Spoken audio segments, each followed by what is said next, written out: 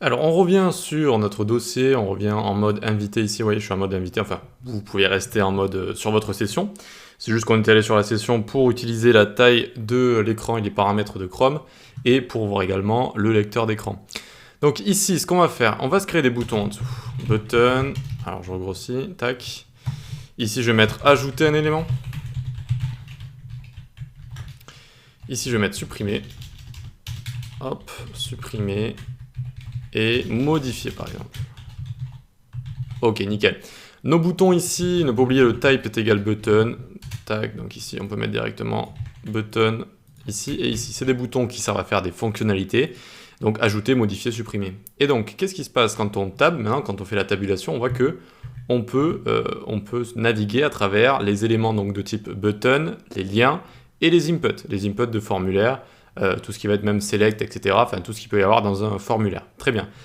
Qu'est-ce qui se passe si on a envie de vraiment mettre l'accent sur un élément HTML qui n'est pas un bouton ou un lien, ou un input?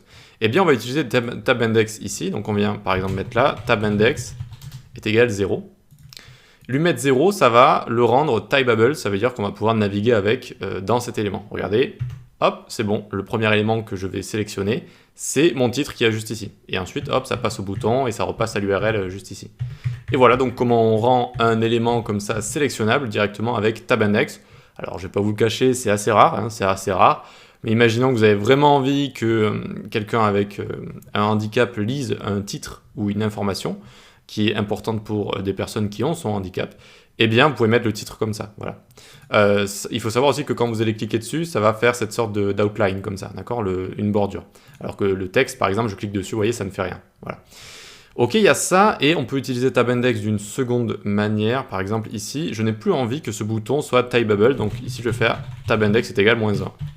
-1, et donc regardez, on y va, le titre, le bouton, et hop, ça saute comme ça, vous voyez? Ça va le sauter directement. Vous pouvez rester appuyé, hop, ça ne le sélectionnera jamais. Ok pour ça, donc ça c'est pour enlever, ça aussi c'est encore plus rare que l'exemple précédent, c'est s'il y a vraiment un élément que vous n'avez pas envie qu'une personne avec un handicap passe dessus. Voilà, je ne vois pas trop de cas où ça pourrait être le cas, justement. Voilà, je vois plus un cas où vous avez envie de montrer quelque chose plutôt que de cacher quelque chose, mais on ne sait jamais. Et si vous avez envie de cacher un élément pour qu'il ne soit plus navigable avec tab, vous pouvez le faire avec tab index -1 ici. Allez, on passe à la suite.